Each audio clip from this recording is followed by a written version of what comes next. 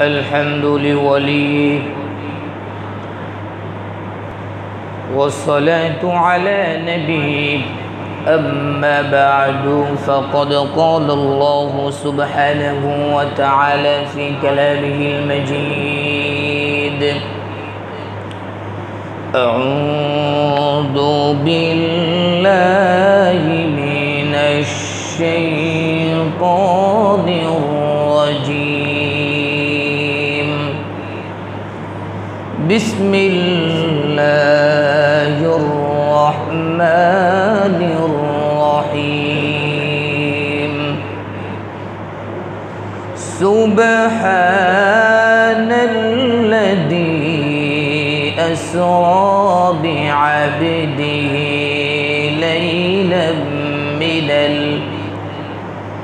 ليلا من المسجد الحرام إلى المسجد الأقصى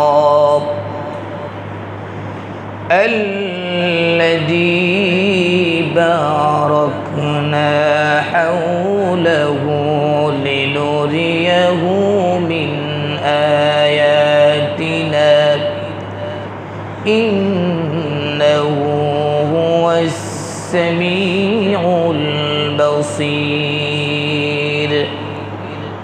صدق الله العلي العظيم وقال النبي صلى الله عليه وسلم أخلص دينك يكفيك العمل القليل أو كما قال عليه الصلاة والسلام شكلي محبته درود إبراهيم পাঠ করি اللهم صل على محمد وعلى آل محمد كما صليت على إبراهيم وعلى آل إبراهيم إنك حميد مجيد اللهم بارك على محمد وعلى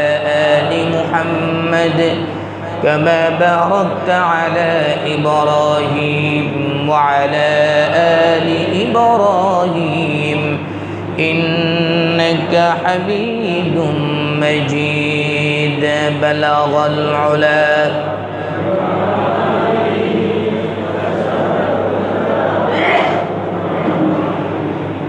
حسنت جميع خصاله صلوا عليه وآله بلغ العلا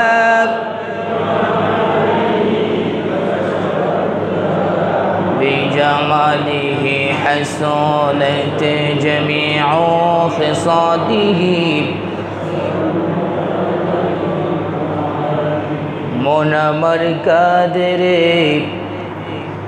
দিল আমার কাদরে যেতে সোনার মদিনা মন আমার কাদরে প্রাণ আমার কাদরে যেতে সোনার মদিনা ওই মদিনার ওতের ধুলি ওই মদিনার ওতের ধুলি জোড়ায় আমার প্রাণ বালাগাল উলা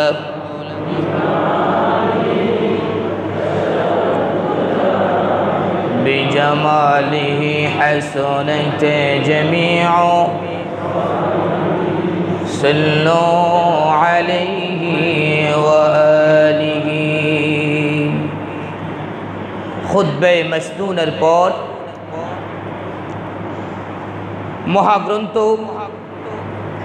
আল কুরআনের সূরাতুল ইসরা 15 নম্বর পারা প্রথম পৃষ্ঠা প্রথম আয়াত আপনাদের সামনে তিলাওয়াত করেছি। বিশ্বনবী মুহাম্মদ আরবি সাল্লাল্লাহু আলাইহি ওয়াসাল্লামের অসংখ্য অগণিত বাণী থেকে একটি হাদিস তিলাওয়াত করেছি। আয়াত এবং হাদিসকে সামনে রেখে কিছু বলার আশা রাখি। আল্লাহ তাআলা সকলকে আমলের নিয়তে ইখলাসের সাথে কথাগুলো শোনার তৌফিক দান করুক বলে আমি উচ্চ আওয়াজে বলি আমি। সবাই আপনারা ভালো আছেন? মুরব্বী বাবার আপনারা কেমন আছেন? মুরব্বীরা ভালো থাকলে আমরা এমনিতে ভালো থাকি। যুবক ভাইয়েরা তোমরা কেমন আছো? ফ্যামিলির সকলে ভালো আছে? বাড়িওয়ালির সাথে তোমরা কিন্তু ভালো ব্যবহার করবা। আল্লাহ তাআলা আমাদের সকলকে ভালো রেখেছেন, এজন্যে গলা ছেড়ে পুরুষোচিত কণ্ঠে শ্রদ্ধার সাথে বিনয় অবনতি চিত্তে কণ্ঠের সাথে কণ্ঠ মিলিয়ে শরীরের সমস্ত শক্তিটুকু একত্রিত করে একসাথে বলি আলহামদুলিল্লাহ। এই মাসটি হচ্ছে রজব মাস।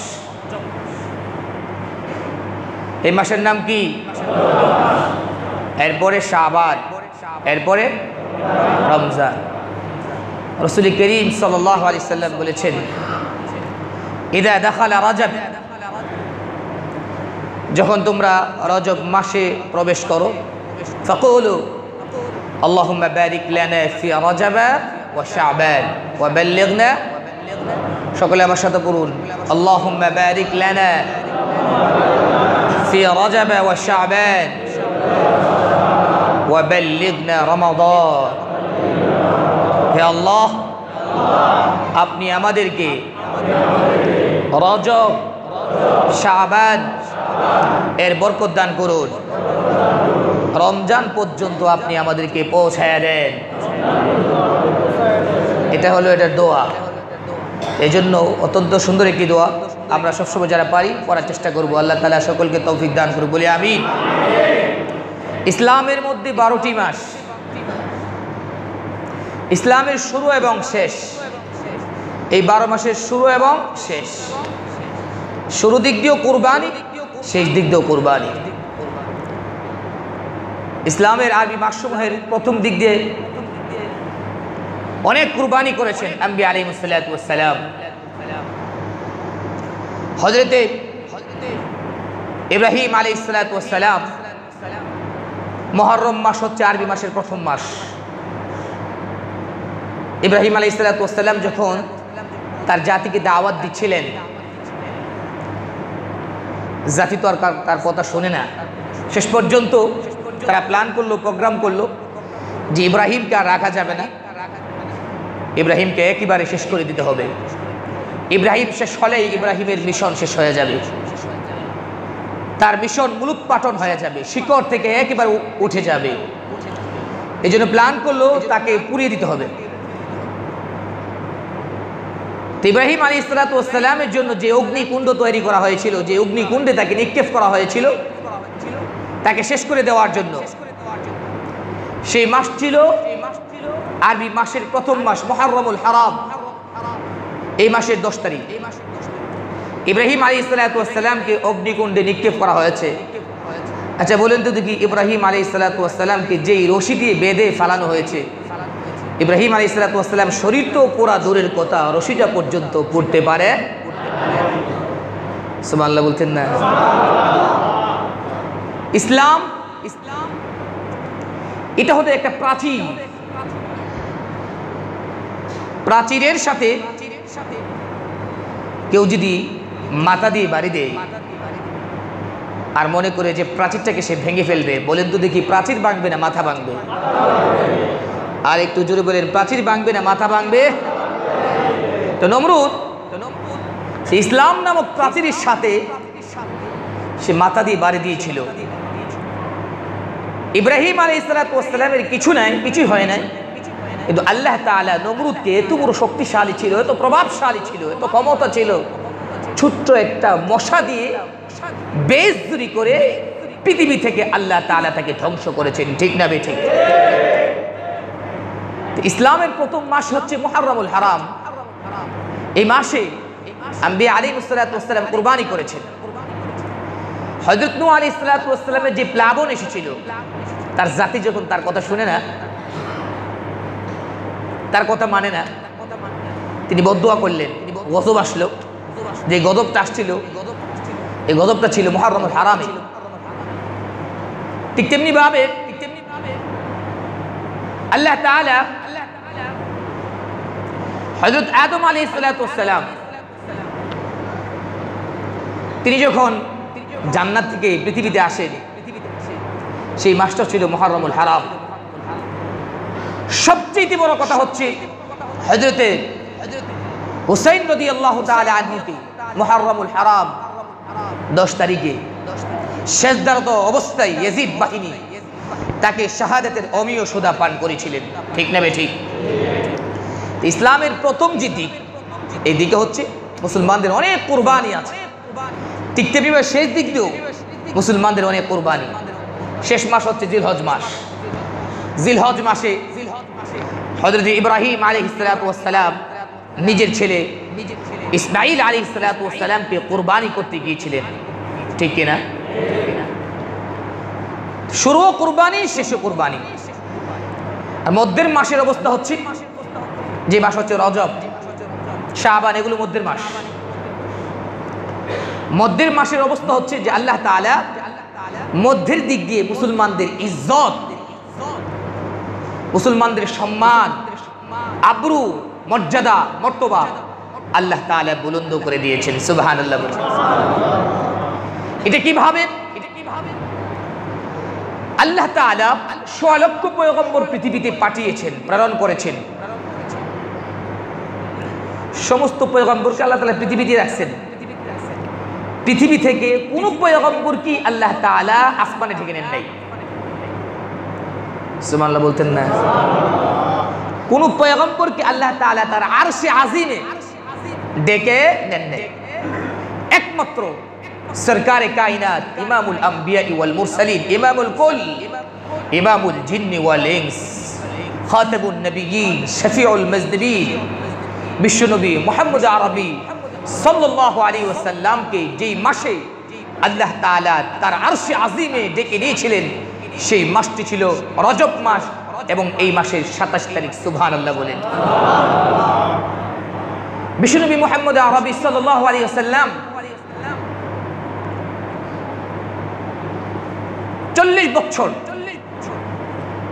মক্কাতে সামাজিকভাবে অনেক কাজ করেছেন। তখনও তিনি নবী হন নাই। নবী হয়েছেন, এটা প্রকাশ পায়নি। আদমকে যখন আল্লাহ তাআলা সৃষ্টি করেছেন, তার পূর্বেই আল্লাহ তাআলা আমাদের নবীকে নবী বানিয়ে রাখছেন। সুবহানাল্লাহ বলতেন না? কিন্তু সেটা প্রকাশ পেয়েছে সকলের পরে। পৃথিবীতে তিনি আসছেন, ৪০ বছর মক্কা নগরীতে দ্বীন প্রচার করেছেন। সামাজিক অনেক কর্মকাণ্ডের সাথে তিনি জড়িত ছিলেন। সমাজের উন্নতি অবনতি সবকিছুতে তিনি কাজ করতেন। তিনার কাজে কর্মে আচার ব্যবহারে মক্কা নগরীর কাফের, বেঈমান, ইহুদি, খ্রিস্টান, মুশরিক সকলে মুগ্ধ ছিল। সুবহানাল্লাহ বলতেন না? কেমন মুগ্ধ ছিল? মক্কার মুশরিকরা কাবা নির্মাণ করবে, নতুন করে কাবাকে নির্মাণ করবে। কাবাকে তারা যে নির্মাণ করবে, কিন্তু কি করে করবে? যারা হজ করতে গিয়েছেন আপনারা দেখেছেন যে কাবার পাশেই হাতিমে কাবা, মানে এটা কাবারই অংশ, বাহিরে একটা অংশ আছে, যে অংশটা থাকার কারণে অনেক হাজি সাহেবদের সহজ হয় কাবার ভিতরে গিয়ে নামাজ পড়া। এটা কিন্তু কাবারই অংশ। ইব্রাহিম আলাইহিস সালাম যখন কাবা নির্মাণ করেছিলেন, এই হাতিমে কাবা সহই কাবা নির্মাণাধীন ছিল। কিন্তু মক্কার মুশরিকরা যখন নির্মাণ করবে, নতুন করে নির্মাণ করবে, এদের কাছে অর্থকড়ি নেই, টাকা পয়সা নেই। যেই পরিমাণ টাকা আছে, এই পরিমাণ টাকা দিয়ে পুরা কাবাকে তারা নির্মাণ করতে পারবে না। এই জন্য তারা করবে কি? চিন্তা করলো যে পুরাটা তো আমাদের পক্ষে সম্ভব না, এই টাকা দিয়ে, যেই পরিমাণ টাকা আছে, এই পরিমাণ টাকা দিয়ে যতটুকু হয় আমরা ততটুকু করব। এই বাক পড়ে গেল হাতিমে কাবা। সুবহানাল্লাহ বলতেন না? বিশ্বনবী বললেন, তোমাদের কাছে টাকা নেই, এটা তো আমার বিশ্বাস হয় না, তোমাদের কাছে টাকা আছে। হ্যাঁ আছে তো ঠিক, কিন্তু যে টাকাগুলো আমরা একত্রিত করেছি, এই টাকাগুলো হচ্ছে সম্পূর্ণ হালাল টাকা, আর বাকি যে টাকাগুলো আছে সব হারাম টাকা। এই জন্য আমরা চাচ্ছি আল্লাহর ঘর নির্মাণ করব, যা করি আর না করি কমপক্ষে আল্লাহর ঘরে আমাদের হারাম টাকা ব্যবহার করব না। বেমান হইলো, সুর হইলো, ইমানটা আবার ঠিক আছে, একটা কথা আছে না। এই জন্য হালাল টাকা দিয়ে তারা সেটা নির্মাণ করলো। নির্মাণ করার পর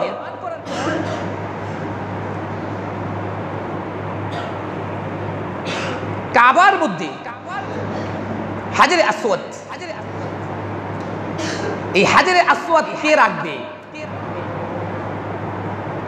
এটা নিয়ে মক্কা নগরীতে বিশাল দ্বন্দ্ব। খান গোষ্ঠীরা বলতেছে আমরা এটা রাখবো, সৈয়দ গোষ্ঠীরা বলতেছে আমরা এটা রাখবো, কুরাইশরা বলতেছে আমরা এটা রাখবো, হাশিমিরা বলছে আমরা এটা রাখবো। বিশাল এক দ্বন্দ্ব, বিশাল এক মারামারির অবস্থা। কে রাখবে এই হাজরে আসওয়াদ, এই বরকত কে নেবে?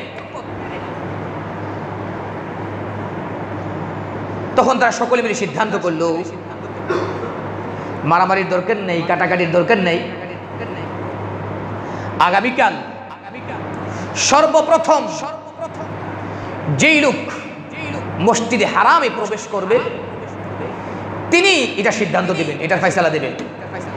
তিনি যে সিদ্ধান্ত দেন, তিনি যে ফয়সালা দেন, সেই ফয়সালা আমরা সকলেই মাথা পেতে মেনে নেব। প্রিয় ভাইরা আমার, সিদ্ধান্ত সকলেই মেনে নিল। পরের দিন সকাল বেলা দেখা গেল সর্বপ্রথম যেই লোকটি হেরামের মধ্যে প্রবেশ করেছেন তিনি আর কেউ নন, তিনি হলেন হযরতে মুহাম্মদুর রাসূলুল্লাহ সাল্লাল্লাহু আলাইহি ওয়াসাল্লাম। মুহাম্মদ ইবনে আব্দুল্লাহ সেখানে প্রবেশ করলেন সবার আগে। সবাই খুশি। আমরা তো সেটাই চেয়েছিলাম যে এই সিদ্ধান্ত, আমাদের এই যুদ্ধ কলহ মারামারি কাটাকাটি বন্ধ করার ব্যবস্থা একটাই, মুহাম্মদ ইবনে আব্দুল্লাহ সিদ্ধান্ত ছাড়া সঠিক সিদ্ধান্ত কেউ দিতে পারবে না। সুবহানাল্লাহ বলতেন না? তিনি যখন সবার আগে প্রবেশ করেছেন সকলে খুশি, সৈয়দরা খুশি, কুরাইশরা খুশি, হাশেমরা খুশি, সমস্ত বংশের লোকেরা খুশি। তাহলে আমরা একটা সঠিক সিদ্ধান্ত পাবো। প্রিয় ভাইরা আমার, সকলে একত্রিত হয়ে গেল। সকলে একত্রিত হয়ে মুহাম্মদ ইবনে আব্দুল্লাহ, তিনি তো এখনো পর্যন্ত নবী হন নাই, এটা প্রকাশ হয় নাই। সকলে মিলে তার কাছে গেল। তুমি যে সিদ্ধান্ত দিবা, তোমার সিদ্ধান্ত অনুযায়ী আমরা কাজ করব। প্রিয় ভাইরা আমার, বিশ্বনবী বললেন ঠিক আছে, তাহলে তোমরা বিশাল একটা চাদর নিয়ে এসো, বিশাল একটা কার্পেট অথবা চাদর নিয়ে এসো।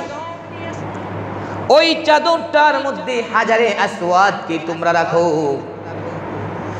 আর তোমরা যত বংশের সর্দার মাতাব্বররা আছো, হাশিমি বংশ থেকে একজন, কুরাইশ বংশ থেকে একজন, সৈয়দ বংশ থেকে একজন, খান বংশ থেকে একজন, যত বংশ আছে সমস্ত বংশ থেকে একজন একজন করে চাদরে তোমরা ধরবা। সুবহানাল্লাহ বলতেন না? ওই কার্পেটে তোমরা সকলে মিলেই ধরবা।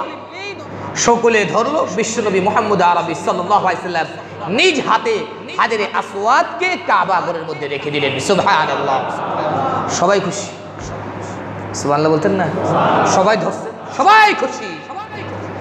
বিশ্বনবী মুহাম্মদ আরবি সাল্লাল্লাহু আলাইহি ওয়াসাল্লাম 40 বছর মক্কা নগরীতে ছিলেন। সকলের কাছে ছিলেন আল আমিন, সকলের কাছে তিনি ছিলেন সত্যবাদী, সকলের কাছে তিনি ছিলেন বিশ্বস্ত। তাদের অর্থ কুড়ি টাকা পয়সা সব কিছু আমানত রাখতো রাসূলের কাছে। সুবহানাল্লাহ বলতেন না? মুহাম্মদ ইবনে আব্দুল্লাহর কাছে তারা আমানত রাখতো। কিন্তু যখন 40 বছর পেরিয়ে গেল, নবীজি যখন নবুয়ত প্রাপ্ত হলেন, নবুয়ত প্রাপ্ত হওয়ার পর আল্লাহ তাআলা বললেন নিকট আত্মীয়দেরকে আপনি দাওয়াত দিন, তাওহীদের কথা বলেন। ওয়ানদির আশিরাতাকাল আকরাবিন, হে নবী, আপনি আপনার নিকট আত্মীয় কাছের লোকদেরকে, যা আপনারা আপনার পাড়া প্রতিবেশী আত্মীয় স্বজনদেরকে দাওয়াত দেন। নবীজি সকলকে ডাকলেন, সকলকে ডেকে তিনি বলতেছেন, আমি যদি তোমাদেরকে বলি পাহাড়ের পাদদেশ থেকে, পাহাড়ের পিছন থেকে একটা জাতি আসছে, শত্রু বাহিনী আসছে, হানাদার বাহিনী আসছে, তোমাদের উপর আক্রমণ করবে, অতর্কিত হামলা করবে, তোমরা কি সেটা বিশ্বাস করবে?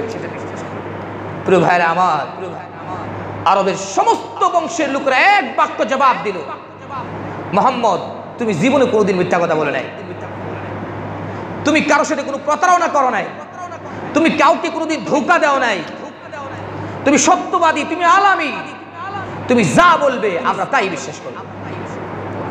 সুবহানাল্লাহ বলতেন না? তুমি যা বলবে আমরা তাই বিশ্বাস করব। প্রিয় ভাইরা আমার, বিশ্ব নবীকে যখন একথা বলা হলো, তুমি যা বলবে তাই আমরা মানব, নবীজি আবার বললেন, ও মক্কাবাসী, আল্লাহ তাআলা আমাকে নবী হিসাবে প্রেরণ করেছেন, আল্লাহ তাআলা আমাকে রাসূল হিসাবে প্রেরণ করেছেন এক আল্লাহর দাওয়াত দেওয়ার জন্য, লাত আর উজ্জাকে ছেড়ে দেওয়ার জন্য, লাত আর মানাতকে ছেড়ে দেওয়ার জন্য। সুতরাং তোমরা যদি এক আল্লাহকে মানো তাহলে তোমাদের দুনিয়া এবং পরকালে সফলতা আসবে, আর যদি এক আল্লাহকে না মানো দুনিয়া তো তোমরা ধ্বংস হবে, পরপারও তোমরা ধ্বংস হয়ে যাবে। ইয়া আইয়ুহান নাস কুলু লা ইলাহা ইল্লাল্লাহু তুফলিহুন। হে মানুষ সকল, হে মানব সকল, তোমরা লা ইলাহা ইল্লাল্লাহ পড়ে নাও, তাহলে নিশ্চিত তোমরা দুনিয়া এবং পরপারে সফল হয়ে যাবে। আল্লাহু আকবার বলেন। যেই মাত্র বিশ্বনবী এক আল্লাহর কথা বললো, লাত আর মানাতকে ছেড়ে দেওয়ার কথা বললো, এমনিতেই বিশ্বনবী রক্তের খুব কাছে, যার নাম ছিল আবুল আহাব, আবুল আহাব সঙ্গে সঙ্গে বলে উঠল, তাব্বাল্লাকা আলিহাদা জামাতানা, বুখারী হাদিস, তাব্বাল্লাকা আলিহাদা জামাতানা, এ মুহাম্মদ, তুই কি আমাদেরকে এই জন্যই ডেকেছিস? তুই ধ্বংস হয়ে যা, তুই ধ্বংস হয়ে যা, তুই ধ্বংস হয়ে যা, তুই ধ্বংস হয়ে যা। নাউযুবিল্লাহ বলতেন না? যেই মাত্র এক আল্লাহর কথা বলল, রসুলের সবচেয়ে কাছের মানুষগুলো, রসুলের সবচেয়ে আপন মানুষগুলো দুশ্মন হয়ে এল। রসুলের উপর জুলুম নির্যাতনের স্টিম রোলার জন্য আবুল আহাব পারলে সেখানেই রসুলকে গলে টিপে হত্যা করে ফেলে, কিন্তু তখন পারে নাই আবু লাহাবের কারণে, পারে নাই তখন আবু তালিবের কারণে। কারণ জানে বিশ্বনবীর একটা বংশ আছে, তাকে সাপোর্ট দেওয়ার লোক আছে, সাপোর্ট দেওয়ার মতো লোক আছে, এই জন্য কিছু বলে শুধু বদদোয়া করে গেলে। সঙ্গে সঙ্গে একদল আবু তালেবের কাছে চলে গেল, এ আবু তালেব, তোমার ভাতিজা নতুন ধর্মের দাওয়াত নিয়ে আসছে, তুমি তোমার ভাতিজাকে এই নতুন ধর্ম থেকে ফিরিয়ে নিয়ে আসো, নতুবা আমরা কিন্তু তাকে ছাড়বো না। তুমি তোমার ভাতিজাকে ফেরাও, পরবর্তী সময়ে কোনো বিপদ যদি আসে আমরা কিন্তু সেখানে নেই। প্রিয় ভাইরা আমার, বিশ্বনবীর বিরুদ্ধে বিচার দিয়ে গেল আবু তালেব। নবীজিকে ডাকলেন, ডেকে বলতেছেন, ভাতিজা রে, ও ভাতিজা, তোমাকে তো আমি অনেক স্নেহ করি, মায়া করি, মহব্বত করি, ভালোবাসি, তোমার বিরুদ্ধে কেউ আমার কাছে দরবার নিয়ে আসুক এটা আমি সহ্য করতে পারি না, মানতে পারি না। ভাতিজা, মেহেরবানি করে তুমি যেই দিনের দাওয়াত নিয়ে আসছো এই দিনের দাওয়াত থেকে তুমি ফিরে আসো। প্রিয় ভাইরা আমার, বিশ্বনবী তখন কি জবাব দিলেন? নবীজি চাচাকে বললেন, চাচা গো, আপনি যদি আমার কোনো উপকার করতে না পারেন, কমপক্ষে আপনি আমার কোনো ক্ষতি করবেন না। চাচা গো, আপনার কাছে বলে গেছি, আপনি যদি আমাকে বিরত থাকতে বলেন আমি আপনার কথা মানতে পারবো না। আপনি আমার পক্ষে না বলেন, কমপক্ষে বিরুদ্ধে বলেন না। সুবহানাল্লাহ বলতেন না? আপনি আমার পক্ষে না হলেও কমপক্ষে বিরুদ্ধে বললেন না। আবু তালিবের কাছে এতটুকু বলার পর আবু তালিব বললে, ভাতিজা তুমি তোমার কাজ করে যাও। সুবহানাল্লাহ বলতেন না? তুমি তোমার কাজ করে যাও, সহযোগিতার প্রয়োজন হলে আমি তোমাকে সহযোগিতা করব। নবীজির সাহসটা একটু বাড়ল। এভাবে দাওয়াতের কাজ চলতেছে, দাওয়াতি মিশন চলতেছে, জুলুমও চলতেছে, দাওয়াতের কাজ চলতেছে। কিছুদিন পরে আবু জাহেল, উকবা, শাইবা, মুগিরা, বড় বড় লিডারেরা একটা প্রস্তাব নিয়ে আসে। আবু তালিবের কাছে প্রস্তাব নিয়ে আসলো, এই আবু তালিব, তোমার বাতিজা যেহেতু দাওয়াতি দিচ্ছে, এটা কাজ করো, সে আমাদের মাবুদের কিছুদিন ইবাদত করুক, আর আমরাও তার মাবুদের কিছুদিন ইবাদত করব। নাউজুবিল্লাহ বলতেন না? লাত আর মানাত আর উজ্জা, এদের ইবাদত সে এক সপ্তাহ করবে, আর এক সপ্তাহ আমরা তার মাবুদের ইবাদত করব। আবু তালিব সেও তো বেঈমান, চিন্তা করলো কথাটা তো বেশি একটা খারাপ না, ভালোই তো। এতে করে আমাদের যে দ্বন্দ্ব, আমাদের যে মারামারি, কলহ, ঝগড়াঝাটি সব বন্ধ হয়ে যাবে। ঠিক আছে, ঠিক আছে, তোমাদের এই প্রস্তাব আমি আমার বাতিজার কাছে রাখবো, দেখি আমার বাতিজা কি বলে। প্রিয় ভাইরা আমার, আবু তালিব বিশ্ব নবীর কাছে গেলেন। নবীজির কাছে গিয়ে বলতেছেন, মুহাম্মদ তুমিও বেঁচে গেলা, আমিও বেঁচে গেলাম। মক্কার কাফেররা আমার কাছে একটা প্রস্তাব নিয়ে আসছে। এই প্রস্তাব যদি তুমি মানো, তুমিও বেঁচে যাইবা, আমিও বেঁচে যাব। বিশ্বনবী জিজ্ঞাসা করলেন, চাচা গো কি প্রস্তাব নিয়ে আসছে, যেই প্রস্তাবের কারণে আপনি এত খুশি হয়ে গেলেন? এবার চাচা বলে, ভাতিজা এটা করলে কেমন হয়, তুমি এক সপ্তাহ তার লাত এবং উজ্জাদের ইবাদত করবে, আর আমরাও তোমার মাবুদের কিছুদিন ইবাদত করব। প্রিয় ভাইরা আমার, বিশ্বনবী বলেন, চাচা গো, ও চাচা আপনি কোন ধরনের কথা বললেন? যেখানে তাওহীদ আছে, যেখানে আল্লাহ আছে, সেখানে শয়তান থাকতে পারে না। যেখানে আল্লাহ আছে সেখানে লাত আর উজ্জা আর মানাত থাকতে পারে না। যেখানে মানাত আর উজ্জাত আছে সেখানে আল্লাহ তাআলা থাকতে। সুবহানাল্লাহ বলতেন না? তো বলছে, বাজিদা তাইলে তুমি কি এটা মানবা না? কখনো নয়, এটা আমি মানতে পারবো না, এই প্রস্তাবে আমি রাজি না। বিশ্বনবী এই প্রস্তাবে রাজি হলেন না। আবু তালেবের মনটা একটু খারাপ করে ফেললো, কিন্তু আবু তালেব রাসূলকে কোনোদিন চোখ রাঙিয়ে ধমক দেয় নাই, বা তোমাকে এটা করতে হবে, শুধু প্রস্তাব করেছে। সুবহানাল্লাহ বলতেন না? আল্লাহ তাআলা আবু তালেবকে দিয়ে ইসলামের অনেক খেদমত নিয়েছেন। চলতে লাগলো দিনের দাওয়াত, দাওয়াতি মিশন। মক্কার কাফেররা এবার আবু তালেবের কাছে আসলো, আবু তালেব তুমি যেহেতু তোমার ভাতিজাকে ফিরাইতেই পারতেছ না, তাহলে আমরাই দেখবো। আবু তালিব বললো, তোমরা কি করো করো গা, সাহস থাকতে তোমরা কি করো। সুবহানাল্লাহ বলতেন না?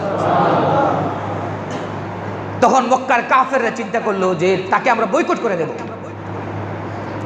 সমস্ত বংশগুলো মুহাম্মদের সাথে যারা আছে তাদের সঙ্গে আমাদের বয়কট, তাদের সাথে আমাদের কথাবার্তা, চাল চলন, আচার ব্যবহার, ব্যবসা বাণিজ্য, লেনদেন সব কিছু বন্ধ থাকবে। সমস্ত গোত্রগুলো একত্রিত হয়ে এই সিদ্ধান্ত নিল যে তাদেরকে মক্কা নগরীতে আর থাকতে দেওয়া হবে না। মক্কা নগরীর পাশে একটা পাহাড় আছে, ওই পাহাড়ে তাদেরকে থাকতে হবে। ইসলাম এত সহজ নয় ভাই, আমরা তো অনেক সহজভাবে পেয়েছি। বাবা আমার মুসলমান, মা আমার মুসলমান, আমি মুসলমান। বিশ্বনবীকে মক্কা নগরী থেকে বের করে দেওয়া হলো। নবীজির সাথে যারা আছে, যারা ঈমান এনেছে, সকলকে শিয়াবে আবি তালিব, তাদেরকে কোথায় নেবে, কোথায় যাবে? আবু তালিব বলে, মক্কার বাইরে তাদেরকে দেওয়া যাবে না, আমার জায়গা আছে, আমার সম্পত্তি আছে, আবার সম্পত্তি শিআবে আবি তালিব যে পাহাড়, ওই পাহাড়ের তারা রাখো। আবু তালিব মক্কার বাইরে তাদেরকে যেতে দেয় নাই, বলছে সর্বোচ্চ তোমরা এই কাজটা করতে পারো। আবু তালিব রসুলকে খুশি করার জন্য, আবার মুহাম্মদ রাসূলুল্লাহকে খুশি করার জন্য, তার মন পাওয়ার জন্য, আবু তালিবের বাতিজা তুমি মন খারাপ করো না, তোমার সাথে শিআবে আবি তালিব আমিও থাকবো। সুবহানাল্লাহ বলতেন না? তোমাকে বন্দী করা হলে আমিও তোমার সাথে কারাবরণ করব, তোমাকে জেলে নেওয়া হলেও আমিও তোমার সাথে জেলে যাব। সুবহানাল্লাহ বলতেন না? 3 বছর পর্যন্ত শিআবে আবি তালিব রাসূলুল্লাহকে বন্দী করে রাখা হলো। সমস্ত লেনদেন, খাবার দাবার সব কিছু সরবরাহ বন্ধ করে দিল। বাচ্চাগুলোর চিৎকারে আকাশ বাতাস মুখরিত হতো, কিন্তু এই বেঈমানদের মনের মধ্যে কোনো দাগ লাগতো না, মায়া লাগতো না। মা বোনদের যারা বাচ্চা ছিল তাদের বুক শুকিয়ে যেত খাবার অনাহারের কারণে, ঘরে কোনো খাবার নেই। একদিন হযরত খাদিজাতুল কুবরা রাদিয়াল্লাহু তাআলা আনহা রাসূলের জন্য কিছু খাবার পাঠালেন, তার আত্মীয় স্বজনের জন্য কিছু খাবার পাঠালেন। কিন্তু খাবার যখন শিআবে আবি তালিবের বর্ডারে গেছে, বর্ডারে গেটে গেছে, আবু জাহেল দেখে ফেলল। দেখে বলতেছে কোথায় যাচ্ছ, যাচ্ছ কোথায় জানো না? তাদের সঙ্গে আমাদের সমস্ত লেনদেন বন্ধ করা হয়েছে, যদি তুমি যাও তাহলে তোমাদের সাথেও আমাদের সমস্ত লেনদেন বন্ধ হয়ে যাবে। নাউজুবিল্লাহ বলতেন না? প্রিয় ভাইয়েরা আমার, বিশ্বনবীকে 3 বছর শিআবে আবি তালিবের মধ্যে কারাবরণ করতে হলো। খাবার দাবার কোনো কিছুই সরবরাহ করা হতো না। মক্কার কাফেররা তারা যে মুসলমানদের সাথে বয়কট ঘোষণা করেছে, এই ঘোষণাপত্র কাবার দেয়ালের মধ্যে তারা লাগিয়ে দিয়েছিল, ঝুলিয়ে দিয়েছিল। আল্লাহ তাআলা বিশ্ব নবীর কাছে ওহী নাযিল করলেন, ওগো নবীজি আপনি আপনার চাচা আবু তালিবকে বলেন তারা যে বয়কটনামা, যেই কাগজপত্র, যেই শর্ত সারায়েত কাবা ঘরের মধ্যে টানিয়েছে, ঝুলিয়েছে, ওই বয়কটনামাটা তারা যাতে গিয়ে পড়ে। নবীজি আবু তালিবকে জানায় দিলেন, যান আপনি কি বয়কটনামাটাকে পড়ে আসুন। সে বয়কটনামা পড়তে গেল, শর্ত সারায়েতগুলো পড়তে গেল। পড়তে গিয়ে দেখে যেই কাগজ ঝুলিয়েছিল একটাও কিছু নেই। ওই পোকা, মানে আমাদের দেশে যেটা বলি উলু উলু, এই ওই পোকা কাগজটা, পুরা কাগজটাকে খেয়ে ফেললো। শুধু একটা শব্দ ছিল, তারা তো আল্লাহ মানে, কিন্তু আল্লাহর সাথে শরীক মানে। আল্লাহ শব্দটা উপরে লেখা ছিল, আল্লাহ শব্দটা বাদ দিয়ে বাকি যত লেখা ছিল সমস্ত লেখাগুলোকে ওই পোকা খেয়ে ফেললো। সুবহানাল্লাহ। আবু তালিব যখন এটা দেখলো, আবু তালিব মক্কার সমস্ত লোকদেরকে ডাকলে, এদিকে আসো, দেখো তোমরা যে কাবা করে যে শর্তনামা তোমরা ঝুলিয়েছো, যেই বয়কটনামা তোমরা ঝুলিয়েছো, সেটা আর অস্তিত্ব আছে কিনা। সমস্ত লোকের আসলো, এসে দেখে আল্লাহ শব্দ বাদ দিয়ে বাকি সব শেষ হয়ে গেছে। সকলে একসাথে স্লোগান দিতে শুরু করলো যে আমরা এই বয়কট মানি না, আমরা আমাদের আত্মীয়ের সাথে এই মুহূর্তেই সাক্ষাৎ করতে চাই। আল্লাহু আকবার।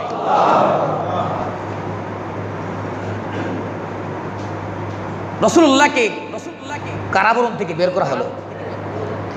সেখান থেকে বের করার পর রাসূলুল্লাহ সাল্লাল্লাহু আলাইহি সাল্লাম তিনি আগের চাইতে গতি বাড়িয়ে দিল দাওয়াতি মিশনে। গতি যখন বাড়ায়া দিল, এদের তো আর সহ্য হচ্ছে না, কাফেরদের তো আর সহ্য হচ্ছে না। তখন কাফেররা একটা প্রস্তাব নিয়ে আসলো আবু তালিবের কাছে। প্রস্তাব হলো, আবু তালিব তোমার বাতিজা কি চায়? তোমার বাতিজা কি নেতৃত্ব চায়? যদি নেতৃত্ব চেয়ে থাকে তাহলে আমরা তাকে মক্কা নগরীর সবচেয়ে বড় নেতা বানায় দেব। সুবহানাল্লাহ বলতেন না? আর একটু আস্তে করে সুবহানাল্লাহ। এই প্রস্তাবটা যদি আমরা দিত, হ্যাঁ এই প্রস্তাবটা যদি আমরা দিত, আপনারা কমিশনার বানানো হইব, চিন্তা করেন না, শুধু এই কাজটা করে দিবেন। মৌলবীরা মিছিল বাড়িতেছে, এর প্রতিহত করে দিবেন, আপনি মেম্বার হয়ে গেছেন, আপনার এমপি বানানো হইব। রাসূলুল্লাহকে প্রস্তাব দেওয়া হলো যে আপনার বাতিজা কি নেতৃত্ব চায়, তাহলে মক্কা নগরীর সবচেয়ে বড় লিডার তাকে আমরা বানায় দেব। যদি সেটাতে সে খুশি না হয়, আরেকটা প্রস্তাব করে গেলাম সে কি নারী চায়? সে কি যুবতী চায়? সুন্দরী রমণী চায়? সেটা যদি চায়, মক্কা নগরীর কার মেয়ে সে চায়? কাকে সে বিবাহ করতে চায়? কোন সুন্দরী রমণীকে বিবাহ করতে চায়? আমাদের কাছে বলুন। মক্কা নগরীর সমস্ত সুন্দরী রমণীদেরকে তার সামনে আমরা উপস্থিত করে দেব। 3 নম্বর প্রস্তাব হলো, সে কি মাল চায়? কত লাগবে? কত কোটি লাগবে? কত মিলিয়ন লাগবে? কত হাজার কোটি লাগবে? এই প্রস্তাবগুলো যদি আমাদেরকে দিত, রাখতো ইসলামের পর সববার বিশ্বনবীর কাছে এই 3 প্রস্তাব দেওয়া হল। নবীজি তখন আবু তালিবকে বললেন, চাচা, চোখের পানিগুলো ছেড়ে ছেড়ে বললেন, চাচা, আপনি কি আমাকে এমনই মনে করেন? ও চাচা, আপনি সুন্দর রমণী কেন, মাল কেন, নেতৃত্ব কেন? আপনার যদি এই শক্তি থাকে যে আকাশের যে সূর্যটা আছে, সূর্যটা আপনি আমার ডান হাতে দেবেন, আর আকাশের চন্দ্রটা আপনি আমার বাম হাতে দেবেন, আমি মুহাম্মদ বিন্দু মাত্র তাওহীদ থেকে পিছপা হব না। সুবহানাল্লাহ।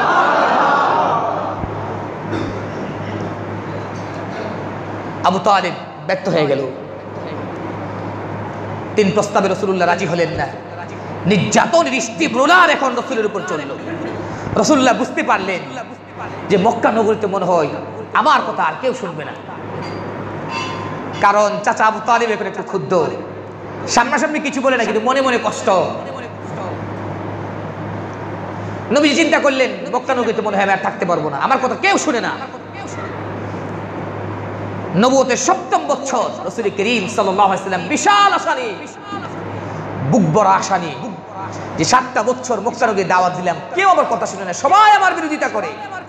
মুষ্টিময় কয়েকজন মানুষ ঈমানের কালিমা গ্রহণ করেছে। প্রিয় ভাইয়েরা আমার, বিশ্বনবী পাহাড় পরিমাণ আশা নিয়ে, বুক ভরা ব্যথা নিয়ে মক্কা নগরী থেকে বের হয়ে গেলেন। মক্কা নগরীতে আমি আর থাকবো না, দেখি পার্শ্ববর্তী এলাকাগুলো আমার কথা শুনে কিনা। সেই আশা নিয়ে তিনি তায়েফের দিকে রওনা করলেন। সফর সঙ্গী হিসেবে হযরতে যায়েদ ইবনে হারসাকে নিলেন।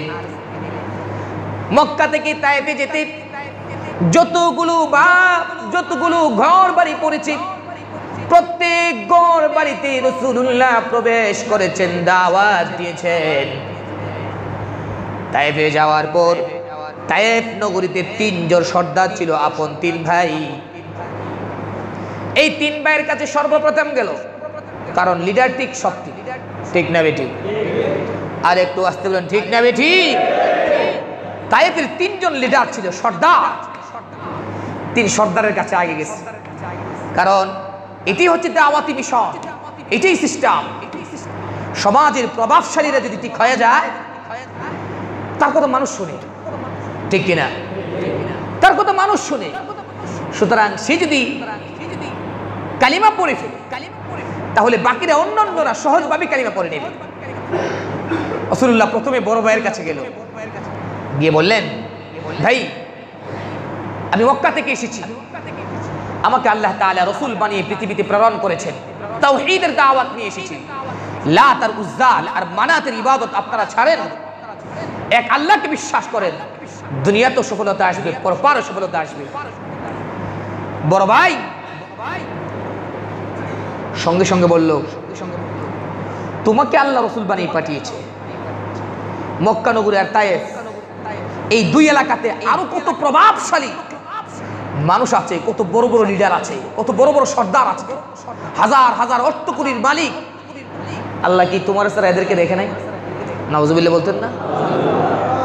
وقالوا لولا نزل هذا القرآن على رجل من القريتين عظيم। কত বড় বড় প্রভাবশালী লোকেরা আছে, আল্লাহ কি তোমার ছাড়া অন্য কাউকে নবী বানিয়ে পাঠাইতে পারে নাই? তোমার আমি মানি না। তোমারে যদি রাসূল বানিয়ে থাকে, নবী বানিয়ে থাকে, আমি এই মুহূর্তে মক্কা যাব। কত বড় দুঃসাহসতা, বেয়াদব! আমি এই মুহূর্তে মক্কা যাব, মক্কা গিয়ে কাবা করতে, কাবা ঘরের চাদর ছেড়ে ফেলবো। নাউজুবিল্লাহ বলতেন না? বিশ্বনবী মনটা খারাপ করে দ্বিতীয় ভাইয়ের কাছে গেলেন। দ্বিতীয় ভাইয়ের কাছে যখন গেছে, রাসূলুল্লাহ দাওয়াত দিলেন। দাওয়াত দেওয়ার পর বলতেছে, ভাই আপনি ঈমান আনুন। সে বলতেছে যে তুমি যদি রসুল হয়ে থাকো, নবী হয়ে থাকো, আর আমি যদি তোমার সাথে বেয়াদবি করি, তাহলে আল্লাহ তাআলার গজব আমাকে পাকড়াও করবে। আর যদি তুমি রসুল না হয়ে থাকো, তোমার মতো মৃত্যুকের সাথে আমার মতো একজন লিডার কথা বলবো, এটা হয় না। নাউজুবিল্লাহ বলতেন না? যুক্তিদার করছে, তুমি যদি রসুল হয়ে থাকো আর আমি বেয়াদবি করি, আল্লাহর গজব আসবে। আর যদি তুমি রসুল না হয়ে থাকো, তোমার মতো মৃত্যুকের সাথে কথা বলা আমার মতো লিডারের সাজে না। রাসূল করিম সাল্লাল্লাহু আলাইহি ওয়াসাল্লাম দ্বিতীয় জন থেকে মন খারাপ করে তৃতীয় জনের কাছে গেল। তৃতীয় জনের কাছে যখন গেল, তৃতীয় জন রসুলের কথা তো শুনেই নেই। রসুলের কথা না শুনে তায়েফের যত দুষ্ট ছেলেরা ছিল, যত খারাপ ছেলেরা ছিল, সমস্ত খারাপ ছেলেদেরকে রসুলের পিছনে লেলে দিল। প্রিয় ভাইরা আমার, ঈমান তো আনি নেই, কালিমা তো পড়ি নেই, দুষ্ট ছেলেদেরকে রসুলের পিছনে লেলিয়ে দিল এমন ভাবে রসুল কি পাথরের আঘাত শুরু করে দিল। রসুল করিম পাথরের আঘাত থেকে বাঁচার জন্য দৌড়তে লাগলো। রসুল তার জীবনে কোনোদিন দৌড়ে নাই। একবার আম্মা জি আয়েশার সাথে প্রতিযোগিতা করতে গিয়ে দৌড়েছিলেন, আর হচ্ছে এই কাফেরদের আঘাত থেকে বাঁচার জন্য রাসূলুল্লাহ দৌড়তে লাগলেন। হাদিসের কিতাবের মধ্যে আসছে রাসূলুল্লাহ 10 মাইল পর্যন্ত দৌড়লেন। 10 মাইল পর্যন্ত দৌড়ার পর রাসূলুল্লাহ ক্লান্ত শ্রান্ত হয়ে গেলেন। সারা শরীর থেকে পাথরের আঘাতে রক্ত ঝরতেছে। রাসূলুল্লাহ জমিনের মধ্যে বসে গেলেন। রক্তগুলো হযরত যায়েদ ইবনে হারিসা রাদিয়াল্লাহু তাআলা আনহু নিজের হাতে দিতে লাগলেন। বিশ্বনবী ওখানে বসে বসে আল্লাহর কাছে ফরিয়াদ করেন, আল্লাহ গো, তুমি কি আমারে এমন পর বানায়া দিলা? তুমি কি আমারে তোমার কাছ থেকে দূরে সরিয়ে দিলা? এমন এক জাতির কাছে পাঠায়া দিলা যে জাতি ক্ষুব্ধ হয়ে আমি নবীজিকে আঘাত করতেছি, পাথরের আঘাতে আমার শরীর থেকে রক্ত ঝরতেছে। নাকি আল্লাহ তুমি আমার প্রতি অসন্তুষ্ট হয়ে গেছো? তুমি যদি অসন্তুষ্ট হয়ে থাকো আল্লাহ, তোমার কাছে আমি ফরিয়াদ করি, আল্লাহ তুমি আমারে মাফ করে দাও। যত বিপদ আপদ আছে সমস্ত বিপদ আপদ গুলো আমার জন্য সহজ করে দাও। বিশ্বনবী যখন এভাবে দোয়া করতেছিলেন, আল্লাহ তাআলার জালালিয়তের মধ্যে রহমতের সাগরে ঢেউ এসে গেল। বিশ্বনবীর কাছে সঙ্গে সঙ্গে জিবরাইল আমিনকে পাঠায় দিলেন। সুবহানাল্লাহ বলতেন। জিবরাইল আমিন রাসূলের কাছে এসে বললেন, ইয়া রাসূলুল্লাহ, ইয়া হাবিবাল্লাহ, আপনার রব আপনাকে সালাম দিয়েছে। সুবহানাল্লাহ বলতেন না? আপনার রব আপনাকে সালাম দিয়েছে। রাসূলুল্লাহ সালামের জবাব দিলেন। সালামের জবাব দেওয়ার পর জিবরাইল আমিন বলতেছেন, ইয়া রাসূলুল্লাহ, ইয়া হাবিবাল্লাহ, আল্লাহ তাআলা আমাকে পাঠিয়েছেন, আপনার কাছে পাঠিয়েছেন আপনার হুকুম নেওয়ার জন্য। আমি চাইলে আপনার অনুমতির পূর্বেই এই তায়েফবাসীকে আকাশের উপরে নিয়ে উল্টে আবার দশায় দিতে পারি, জমিনের নিচে দশায় দিতে পারি, কিন্তু আল্লাহ তাআলা বলেছেন আপনার অনুমতি নেওয়ার জন্য। ইয়া রাসূলুল্লাহ, ইয়া হাবিবাল্লাহ, তারা আপনার সাথে যে বেঈমানি করেছে, তারা একজন রাসূলের সাথে যে ব্যবহার করেছে, এটা আল্লাহ তাআলা ক্ষুব্ধ, আল্লাহ তাআলা রাগান্বিত। আপনি অনুমতি দিয়ে রাসূল করিম সাল্লাল্লাহু আলাইহি ওয়াসাল্লাম তখন যে জবাবটা দিয়েছিলেন, মনের কান দিয়ে শোনেন। রাসূল করিম বলেন, হে জিবরাইল, আল্লাহুম্মা ইহদি কওমি ফাইন্নাহুম লা ইয়ালামুন। এরা তো এমন এক জাতি, এরা তো এমন এক কওম যে জাতি তার রাসূলকে চিনে না, যে জাতি তাদের নবীকে চিনে না, না চিনার কারণে তারা খারাপ ব্যবহার করেছে। আল্লাহ তাআলা তো আমাকে রহমত হিসেবে পৃথিবীতে প্রেরণ করেছে, গজব হিসেবে প্রেরণ করে নাই। এরা হেদায়েত আনে নাই, এরা তাওহীদের কালিমা পড়ে নাই। হয়তোবা আগামী প্রজন্ম কালিমা পড়বে, ঈমান আনবে। আল্লাহু আকবার বলে। এই ছিল আমার রাসূলের আদর্শ। প্রিয় ভাইরা আমার, রাসূল মার খেলে পাথরের আঘাতে রক্তাক্ত হলেন, মন খারাপ করে। সেখানে আর অনেকগুলো ঘটনা ঘটেছে, সেটা বলবো না। রওনা করলেন মক্কার দিকে, নিরুপায় হয়ে আবার মক্কার দিকে এসে উম্মে হানির ঘরে তিনি অবস্থান করলেন। উম্মে হানির ঘরে অবস্থান করে রাসূলুল্লাহ সাল্লাল্লাহু আলাইহি ওয়াসাল্লাম রাতের বেলা, রাতের আধারে ঘুমালেন। ঘুম থেকে উঠলেন, উঠে আল্লাহর কাছে দোয়া করতেছেন, আহারে আমার কি এমন কোনো বন্ধু বান্ধব নাই যে বন্ধু বান্ধব আমাকে একটু সান্ত্বনা দেবে? সুবহানাল্লাহ বলতেন না? বিপদের সময় আমাকে সান্ত্বনা দেবে এমন কোনো বন্ধু বাবা আমার নাই? আমার কি এমন কোনো আত্মীয় নাই? আমার কি এমন কোনো হিতাকাঙ্ক্ষী নাই যে আমি একটু মার খাইলাম, কেউ আমার পক্ষে কিছু বলছে না, এমনকি একটা লোকও আমার সঙ্গে নাই? প্রিয় ভাইয়েরা আমার, রাসূল করিম সাল্লাল্লাহু আলাইহি ওয়াসাল্লাম যখন মন ভাঙ্গা নিয়ে এইভাবে দোয়া করতেছিলেন, রাতের আধারে শেষ রাত্রে আল্লাহ তাআলা জিবরাইল আমিনকে পাঠালেন। আল্লাহু আকবার বলেন। জিবরাইল আমিনের সঙ্গে একটা বুরাক দিয়ে পাঠালেন। কি দিয়ে পাঠাইলেন? সুবহানাল্লাহ বলতেন না? আয়া বলতেছেন, ইন্নাল্লাহা ইউকরিউকা সালাম। হে নবী, আপনার রব আপনাকে সালাম পাঠিয়েছেন। রাসূল সালামের জবাব দিলেন। রাসূল শুধু সালামই দিয়েছেন, আর কিছু করবে না। ওয়াদউকা, এবং আপনাকে দাওয়াত করেছেন, আপনাকে ইনভাইট করেছেন। রাসূল বলেন, আইনা, কোথায় আমাকে ইনভাইট করেছে, কোথায় আমাকে দাওয়াত করেছে?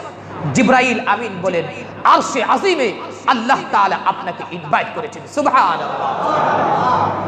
আপনার রব, ইন্নাল্লাহা ইয়াশতাকু ইলা রাব্বিকা, আপনার রব আপনার সাক্ষাতের অপেক্ষায় আছে, আপনার মুলাকাতের অপেক্ষায় আছে। কখন আপনি যাবেন, আপনার রব আপনার সঙ্গে কথা বলবে। সুবহানাল্লাহ। প্রিয় ভাইরা আমার, বিশ্বনবী মুস্কি হাসি শুরু করলো। বিশ্বনবী আশিক তার মাশিকের সঙ্গে, প্রেমিক তার প্রেমিকার সঙ্গে সাক্ষাৎ করবে। সুবহানাল্লাহ বলতেন না? আশিক তার মাশিকের সঙ্গে সাক্ষাৎ করবে। বিশ্বনবীকে জিবরাইল বললেন, ইয়া রাসূলুল্লাহ, হাবিবাল্লাহ, ওগো নবীজি, দেরি করা যাবে না, আপনার জন্য বুরাক রেডি, আপনি বুরাকের মধ্যে আরোহণ করুন। বিশ্বনবী বুরাকের মধ্যে আরোহণ করলেন। বুরাকের মধ্যে যখন আরোহণ করলেন, বুরাকের গতি এত স্পিড ছিল, বাতাসের চেয়ে বেশি গতি। সুবহানাল্লাহ বলতেন। তার দৃষ্টি যত দূর পর্যন্ত দেয়, 1 লাখ তত দূর। তার দৃষ্টি যত দূর, তার এক একটা কদম তত দূর। বুরাক বিশ্বনবীকে নিয়ে চলতে লাগলেন। জিবরাইল আমিন রাসূলের সাথে আছেন। চলে গেলেন মিনাল মসজিদিল হারামি ইলাল মসজিদিল আকসা। এটা হচ্ছে মসজিদে হারাম থেকে মসজিদে আকসা পর্যন্ত রাসূল যে ভ্রমণটা করেছেন, এটাকে বলা হয় ইসরা, এটাকে বলা হয় ভ্রমণ সাইর।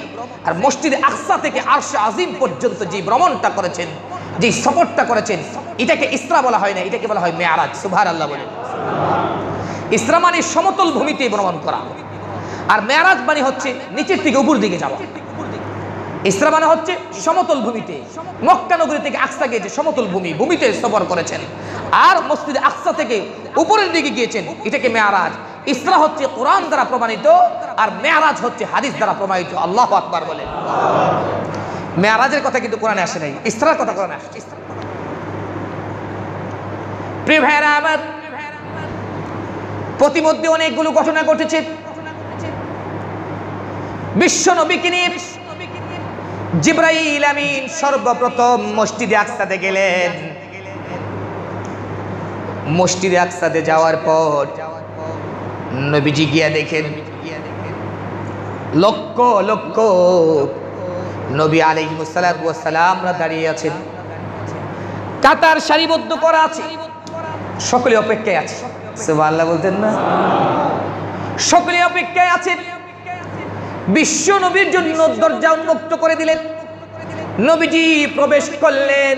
সমস্ত নবী আলাইহিস সালাতু ওয়াস সালাম নবীজির সঙ্গে সাক্ষাৎ করলেন। সকলেই নবীজিকে স্বাগত জানালেন। জিবরাইল আমিন বলতেছেন, ইয়া রাসূলুল্লাহ, হাবিবাল্লাহ, দেরি করা যাবে না, কাতার সারিবদ্ধ আছে, ইমামের অপেক্ষায় তারা আছে। ইমামতি কে করবে? আপনি যেখানে উপস্থিত আছেন কেউ ইমামতি করার কোনো যোগ্যতা রাখে না, আপনি ফজর নামাজের ইমামতি করেন, সুবহানাল্লাহ বলতেন না? নবীজি ফজর নামাজের ইমামতি করলেন। নামাজ যখন শেষ হয়ে গেল, বুরাক চলে গেল, রসুলের জন্য আরেকটা যানবাহন হাজির করা হলো। এটার নাম হচ্ছে রফরফ। নাম কি? রফরফ। একটা হলো বুরাক, সাইর করেছেন বুরাক দিয়ে, আর মেরাজ করেছেন রফরফ দিয়ে। সুবহানাল্লাহ বলেন। প্রিয় ভাইরা আমার, বিশ্ব নবীর জন্য রফরফ হাজির করা হলো। নবীজি রফরফের উপর আরোহণ করলেন। আরোহণ করে সর্বপ্রথম জিবরাইল আমিন রাসূলকে বললেন, ইয়া রাসূলুল্লাহ, হাবিবাল্লাহ, আপনি আরশে আজিমে যাওয়ার আগে আপনাকে অনেকগুলো নিদর্শন দেখাবো, আপনি কি সেই নিদর্শনগুলো দেখবেন নাকি? নবীজি বলেন, হ্যাঁ অবশ্যই দেখব। নবীজি জিজ্ঞাসা করলেন, কিসের নিদর্শন তুমি দেখাইবা? ইয়া রাসূলুল্লাহ, আপনাকে জান্নাত দেখাবো, আপনাকে জাহান্নাম দেখাবো, আপনি কি জান্নাত দেখবেন? নবীজি বলেন, ইয়া রাসূলুল্লাহ, নবীজি বলেন, জিবরাইল, অবশ্যই আমি জান্নাত দেখব। আমার উম্মতের জন্য আল্লাহ তাআলা জান্নাত কিভাবে সাজিয়েছেন এটা আমার দেখার দরকার আছে। প্রিয় ভাইরা আমার, জিবরাইল সর্বপ্রথম জান্নাতে নিয়ে গেলেন, রাসূলুল্লাহকে জান্নাত দেখালেন। বিশ্ব নবী জান্নাতে প্রবেশ করার পর দেখতে পেলেন একদল লোকেরা জমিনের মধ্যে চাষাবাদ করতেছে। মাত্র জমিনের মধ্যে চাষাবাদ করার সঙ্গে সঙ্গে ফসল উৎপন্ন। সুবহানাল্লাহ কইতেন না? মাত্র ফসল লাগানো হইল, লাগানোর সঙ্গে সঙ্গে ফসল উৎপন্ন। বিশ্ব নবী জিজ্ঞাসা করলেন, জিবরাইল, এরা কারা? এরার কপাল কত ভালো, এরা জমিনে ফসল মাত্র লাগায় আর হয়ে যায়। জিবরাইল আমিন বলেন, এরা হলেন আপনার উম্মতের ওই সমস্ত ব্যক্তিরা যারা নেক কাজ করে। সুবহানাল্লাহ বলতেন না? যারা নেক কাজ করে, গুনাহ থেকে বিরত থাকে, নামাজ 5 ওয়াক্ত পড়ে, রমজান মাসে রোজা রাখে, হজ করার তৌফিক হলে হজ করে, যাকাত দেওয়ার তৌফিক হলে যাকাত দেয়। এরা হলো তারা। এই আলোচনা চলতেছে, এরই মধ্যে হঠাৎ করে জান্নাতের একটা আওয়াজ পাওয়া গেল। জান্নাতের মধ্যে কে জানে হাঁটতেছে, হাঁটার আওয়াজ রাসূলের কর্ণকুহরে আসলো। বিষ্ণু বলে, জিবরাইল, জান্নাতের মধ্যে কে হাঁটতেছে? জান্নাতে তো আমি জানি, আমি আর তুমি। সুবহানাল্লাহ বলতেন না? জিবরাইল বলেন, আপনি যার আওয়াজ শুনতে পেলেন সে মূলত জান্নাতে না, দুনিয়াতে। সে আছে দুনিয়াতে, চলাফেরা করে দুনিয়াতে, কিন্তু তার পায়ের আওয়াজ হয় জান্নাতে।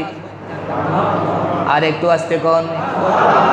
বিশ্বনবী বলেন, জিবরাইল রে, ওই লোকটাকে, যেই লোকটার এত মর্যাদা, চলে জমিনে, আওয়াজ হয় তার জান্নাতে। বিশ্বনবী বলেন, সে আর কেউ নয়, সে হলেন আপনার সাহাবী হযরতে বেলাল রাদিয়াল্লাহু তাআলা আনহু। সুবহানাল্লাহ। হযরতে বেলাল চলে দুনিয়াতে, কিন্তু তার পায়ের আওয়াজ হয়ে আসে আসেনি। সুবহানাল্লাহ বলতেন না? কেন তার এত মর্যাদা, কেন তার এত মর্যাদা, কেন তার এত সম্মান? জিবরাইল আমিন বলেন, তার একটা আমল আছে, যে আমলটার কারণে আল্লাহ তাআলা তাকে এত ভালোবেসেছেন, এত মহব্বত করেছেন, এত ভালোবেসেছেন, যে ভালোবাসার কারণে চলেছে জমিনে, আওয়াজ হয় আরশে আজিমে, আল্লাহু আকবার। সেই আমলটা হলো মসজিদে প্রবেশ করার সাথে সাথে তাহিয়াতুল উযু অথবা তাহিয়াতুল মসজিদ, অথবা ওফি রিওয়ায়াতি, আরেক রিওয়ায়াতে আসছে, ফজরের নামাজ পড়ার পর মসজিদে বসে থাকা, অপেক্ষা করা, জিকির আজকারের মধ্যে থাকা। সূর্য যখন পূর্ব দিগন্ত উদিত হবে, উদিত হওয়ার পর যে ব্যক্তি 2 রাকাত নামাজ আদায় করবে, আল্লাহ তাআলা তার আমলনামায় সেই মর্যাদা দান করবেন। সুবহানাল্লাহ। এই আমলটা আমাদের করার দরকার আছে না নেই? আর একটু যদি বলেন, আছে না নেই? প্রিয় ভাইরা আমার, বিশ্বনবী জান্নাত দেখলেন, সেই আলোচনা অনেক করেছি। বিশ্বনবীকে জান্নাত থেকে আর জান্নাত দেখা যাবে না। এবার চলেন, আরো কাজ আছে, আরো ডিউটি আছে। জাহান্নামে নিয়ে গেলেন। কোথায় নিয়ে গেলেন? জাহান্নামের দৃশ্যগুলো আপনাকে দেখাবো। জান্নাত দেখে তো আপনি এত খুশি হলেন, জাহান্নাম দেখে তো আপনারা এত খুশি থাকবে না। নবীজিকে জাহান্নামে নিয়ে গেলেন, জাহান্নামের এমন একটা জায়গাতে নিয়ে যাওয়া হলো যেই জায়গাতে কিছু সংখ্যক মানুষদেরকে এমন ভাবে শাস্তি দেওয়া হচ্ছে, এক একটা জাহান্নামীর সাথে এক একজন ফেরেশতারা তার গলা চিপা দিয়ে ধরতেছে, গলা ভালো করে চিপা দিচ্ছে। যেই তার দমটা বের হয়ে যাবে, চোখ মুখ সব লাল হয়ে যায়, যেই তার দমটা বের হয়ে যাবে এই মুহূর্তে ফেরেশতারা আবার ছেড়ে দেয়। ছেড়ে দেওয়ার পর আবার তারে ধরে, দম বের হবে আবার ছেড়ে দেয়। এইভাবে হাজার হাজার মানুষদেরকে শাস্তি দেওয়া হচ্ছে। প্রিয় ভাইরা আমার, বিশ্বনবী জিবরাইলকে জিজ্ঞাসা করলেন, জিবরাইল এরা কারা, এদেরকে এত কষ্ট দেওয়া হচ্ছে? জিবরাইল আমিন বলেন, এরা তারা, এরা হলো দুনিয়ার ওই সমস্ত আলেম। আমরা আগে, আমরা পরে, আমরা লাগে দোষ। ওই সমস্ত আলেম যারা মানুষদেরকে কোরআন হাদিসের কথা বলতো ঠিকই, নিজেরা কোনো আমল করতো না। আছে না নেই? আর একটু জুড়ে কোন আছে না নেই? কোরআন হাদিসের কথা মানুষদেরকে বলতো, কোরআন হাদিসের কথা মানুষদেরকে উল্টা পাল্টা বোঝাইতো, মানুষকে বিভক্ত করে রাখতো। ওই সমস্ত আলেম, এমন আলেম সমাজে আছে না নেই? যারা মানুষদেরকে বিভিন্ন ধরনের ভুল ভ্রান্তি কোরআন হাদিস বুঝে নিজেও গুমরা হচ্ছে, মানুষদেরকেও গুমরা বানাচ্ছে, আছে না নেই? আল্লাহর দন রসুলের দিয়া আল্লাহ গেলেন গায়েব হয়ে। ইমান আছে? কথা বলেন, ইমান আছে? আল্লাহর দন রসুল দিয়া আল্লাহ গেলেন গায়েব হয়ে, রসুলের দন খাজারে দিয়ে চিন্তা করছে। যে বলছে যারা সমর্থন করছে, যে বলছে যারা সমর্থন করছে, হাতের তালি দিছে, একজনের ইমান নাই। ফতোয়া দিতে হবে সে বেঈমান হয়ে গেছে, ঠিক না বেঠিক? বিশ্বনবী বলেন, জিবরাইল বলেন, ওই সমস্ত আলেম যারা মানুষকে বিভিন্ন দলে বিভক্ত করছে, কোরআন হাদিসকে উল্টাপাল্টা বুঝাইছে, এদের শাস্তি এটা। বিশ্বনবী সামনের দিকে চললেন, সামনের দিকে যাওয়ার পর দেখতে পেলেন একদল পুরুষ আর নারী, যাদেরকে এমন শাস্তি দেওয়া হচ্ছে যাদের লজ্জাস্থান নিচে নাই, উপরের দিকে আল্লাহ তাআলা নিয়ে গেছে। লজ্জাস্থান কপালে, এই লজ্জাস্থান দিয়ে আপনার রক্ত বের হচ্ছে, পচা জমাট রক্ত বের হচ্ছে। এই পচা রক্তগুলো তার কপাল দিয়ে আসতেছে, মুখের মধ্যে আসতেছে, মুখ দিয়ে সে খাইতেছে। নাউজুবিল্লাহ বলতেন না? আর একটু আসতে বলেন নাউজুবিল্লাহ। এই পচা রক্ত আসতেছে, সে পান করতেছে। এমন দৃশ্য দেখে রাসূল করিম সাল্লাল্লাহু আলাইহি ওয়াসাল্লাম নিজের চেহারাটাকে ঘুরিয়ে দিলেন। ইয়া রাসূলুল্লাহ, চেহারা ঘুরাবেন না, দেখেন। রাসূল বরদাস্ত করতে পারতেছে না। এরা কারা গো? জিবরাইল আমিন বলেন, এরা হলো দুনিয়ার ওই সমস্ত পুরুষ আর নারী যারা জিনা করতো, ব্যভিচার করতো, যারা আকাম করতো, কুকাম করতো, নিজের বউ ভালো লাগতো না, আরেকবারের বউ আইনে বিয়ে করলা। আছে না নেই? আরেকবারের বউ ব্যবহার করে, নিজের বউর কাছে ভালো লাগে না। ওই সমস্ত ব্যভিচারকারী পুরুষ আর নারীর শাস্তি হলো তাই। আল্লাহ তাআলা আমাদেরকে, আল্লাহ তাআলা এগুলো থেকে হেফাজত করে বলি আমিন। আপনি যে আরেকবারের বউ বিয়ে করলেন, ওই লোক যদি তালাক না দেয়, এটা কি আপনার বউ হইছে? কথা বলেন, আপনার বউ হইছে? হ্যাঁ? তা আপনি যতদিন তার সাথে সংসার করবেন, উঠা বসা করবেন, আর যদি সন্তান হয়, এটা কি ভালো সন্তান হবে না জারজ সন্তান হবে? আর একটু যদি বলেন, জারজ সন্তান হবে না ভালো সন্তান হবে? এই জারজ সন্তান যদি দেশে জন্মগ্রহণ করে দেশকে উন্নতির দিকে যাবে না অবনতির দিকে যাবে? আজকে আমরা কোথায় যাচ্ছি? তারা হচ্ছে আবার মডেল আইডল, যুব সমাজের আইডল। এই যুব সমাজ, তোমরা কাদেরকে আইডল বানাচ্ছ? কাদেরকে নিজের জীবনের, তাদের চুল, তারা যেভাবে চুল কাটে তুমি সেইভাবে চুল কাটতেছো, তারা যেই প্যান্টটা পরে তুমি সেই প্যান্টটা পরো, তারা যে জামাটা পরে সেই জামাটা তুমি পরে, তাদেরকে আইডল বানিয়েছো। মরার পর কি তারা তোমার সেই আইডল থাকবে? কথা বলেন না, আইডল থাকবে? তোমাকে জাহান্নামে নিয়ে যাবে।